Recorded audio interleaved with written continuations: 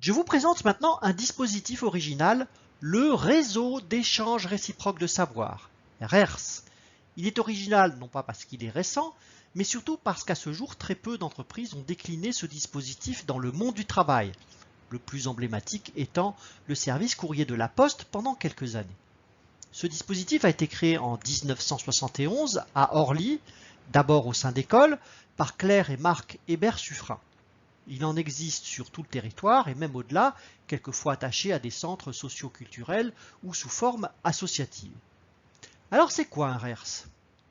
C'est un projet collectif pour que les savoirs puissent être partagés et que toute personne qui accepte de partager ses savoirs accepte aussi d'apprendre des autres.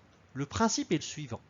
Chaque personne dans le réseau vient d'une part avec des savoirs et des savoir-faire, et d'autre part avec des besoins et des envies d'apprentissage. Chacune et chacun est donc à la fois offreur et demandeur de savoir. Par exemple, une personne a des compétences sur le logiciel Excel, une autre a des besoins d'apprentissage sur Excel.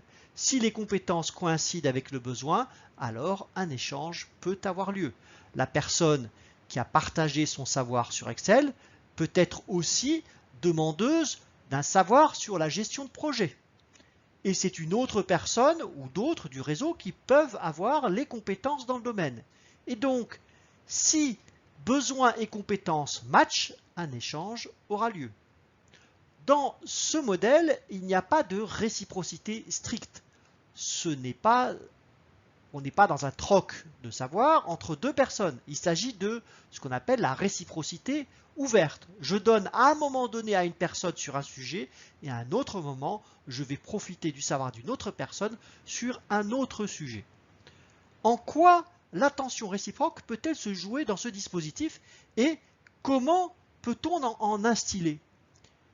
Eh bien, dans la mise en relation entre l'offreur et le demandeur, l'offreur essaye de comprendre le besoin et peut s'intéresser par ce biais à la réalité du travail du demandeur. Le demandeur a, lui, l'occasion de mieux connaître et reconnaître les compétences. Par l'attention réciproque, il peut aussi ne pas rester focalisé sur son besoin et aussi porter attention à la réalité du travail de l'offreur. Donc, en résumé, le RERS n'active pas toutes les dimensions de l'attention réciproque, mais on peut le mettre en place en ajoutant des dimensions qui permettent alors de jouer l'attention réciproque à plein.